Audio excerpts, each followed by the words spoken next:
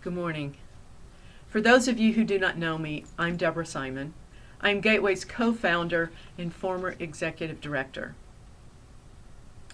I feel compelled to share with you a number of things that I've been thinking and feeling in light of the recent events concerning racism in our nation.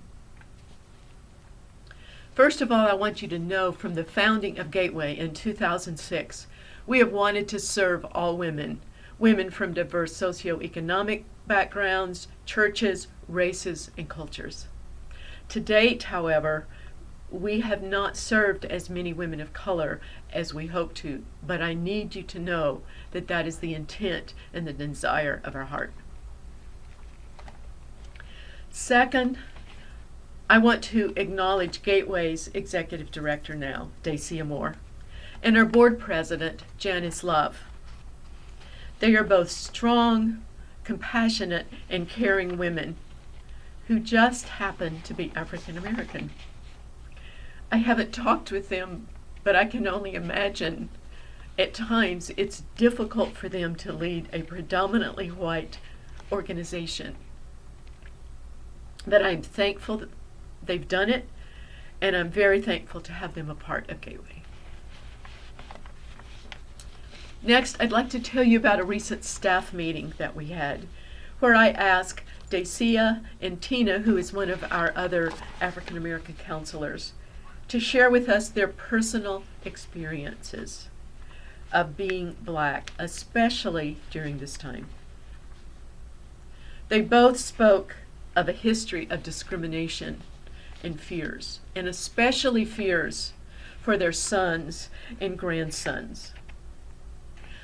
I am not ignorant of racism, but to hear their personal stories broke my heart, and I couldn't stop crying.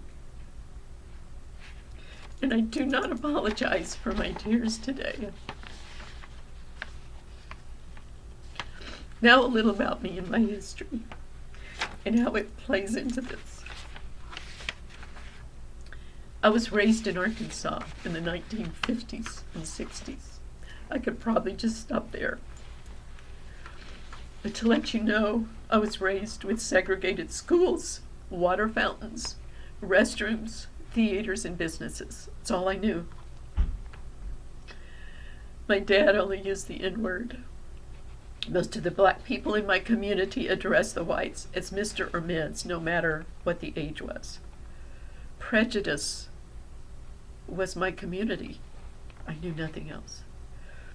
I was in elementary school and remember seeing the news where President Eisenhower sent troops to Central High School in Little Rock when the schools were being desegregated. And I remember the outrage of the whites because the president was interfering with states' rights, which, by the way, is what I learned the Civil War was about. It was not about slavery, it was about states' rights. These are all the things I am sorry to say that I experienced and were normal to me growing up in the South.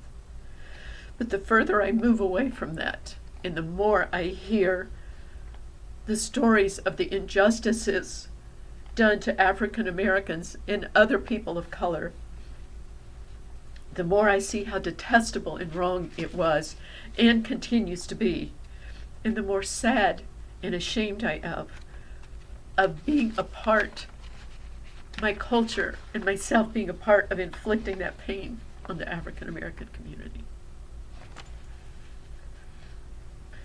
Back to that staff meeting that I mentioned a few minutes ago. During that time, I apologized to Dacia. I apologized to Tina and to Vanetta, who was one of our other African American counselors who was not at the meeting. I apologized for how some white people, many white people, not all, but some, had hurt them, had hurt other African Americans. In the past, I had apologized to other African American clients. Was I responsible for my ancestors, my family, and what they did? No. But the attitudes and actions that I grew up with were wrong, and I need to take responsibility for that. Did those apologies change what happened? No. Does it take away their pain? No. But those apologies are necessary for them and for me. So now what?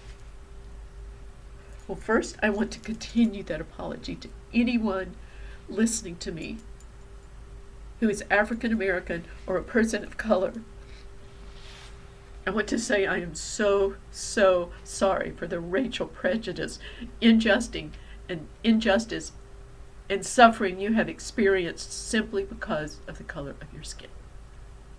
I will never understand what it's like, no matter how hard I try. But know that it isn't right, it isn't fair, and it should never happen, and it should stop now. Next, I have a challenge to those of you who are white like me. I'm asking you to take some risk. I am asking you to take some challenges, and they're going to be uncomfortable, and that's okay. It will never compare to the discomfort and the pain that our African American friends have experienced. First, I want you to review and examine your own history, your beliefs, your attitudes, your actions. Be honest with yourself, even if it's painful.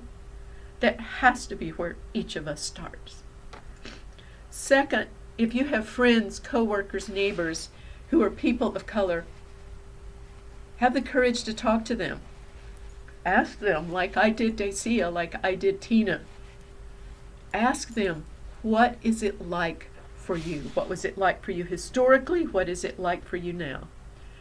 If you don't know any people of color, maybe you should. Maybe you should reach out. Make some new African American friends. Find out what it's like for them to live in America. Next, and this one you won't be able to do perfectly, I can't, but try. Empathize.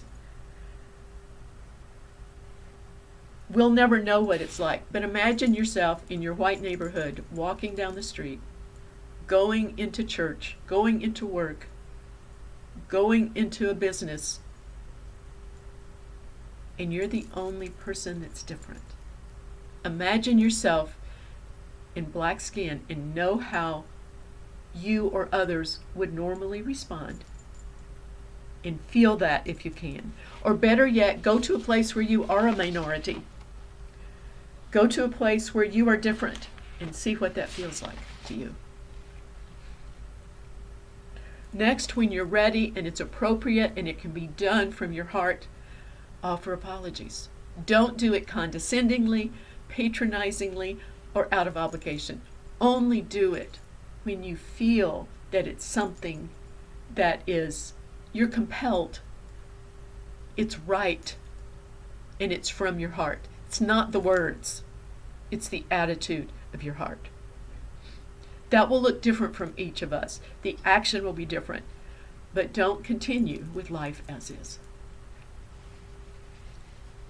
And finally, remember the words of Jesus, which have been called the golden rule that we sometimes forget even came from the scriptures, where he taught us, do unto others as you would have them do unto you. I began initially talking about Gateway and our desire to serve women of all color, and that how we had not done a very good job of that.